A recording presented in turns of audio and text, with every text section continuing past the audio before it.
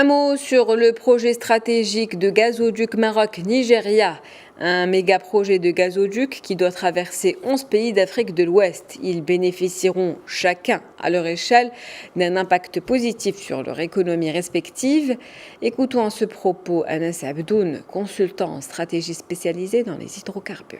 Je distinguerais deux volets, c'est-à-dire pour les pays de la CEDEAO, il y a une retombée énergétique et économique. La retombée énergétique, c'est qu'effectivement, ces pays pourront prélever leurs besoins en gaz naturel à des prix très compétitifs, beaucoup moins chers que ce qu'ils pourraient avoir sur le marché, premier élément. Et puis deuxième élément, ça apporterait d'un point de vue économique la possibilité d'électrifier les régions par lesquelles le gazoduc passe.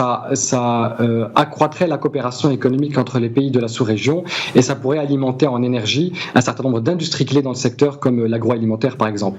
Pour le Maroc, l'objectif, les retombées sont plutôt énergétiques mais également diplomatiques. Énergétiques d'abord parce que le Maroc pourra également prélever donc ses besoins en gaz naturel comme il le faisait au préalable avec le gazoduc Maghreb-Europe avant que ce dernier soit arrêté par l'Algérie.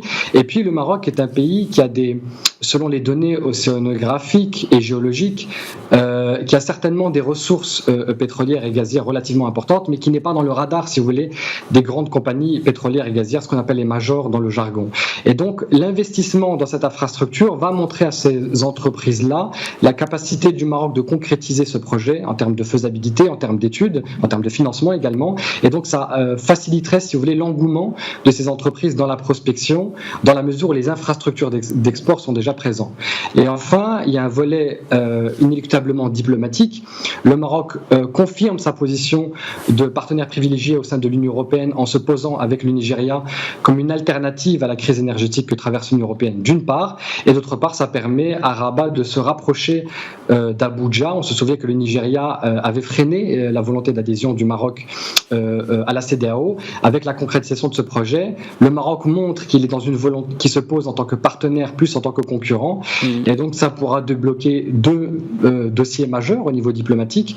Le premier étant naturellement l'adhésion du Maroc à la CEDEAO, et puis le deuxième étant le changement éventuellement de position du Nigeria vis-à-vis de la question du Sahara marocain, qui, comme je le rappelle, si l'on regarde les tracés du gazoduc, celui-ci passe par les eaux territoriales du Sahara marocain, et donc on est là dans une reconnaissance implicite de la part du Nigeria sur la souveraineté marocaine.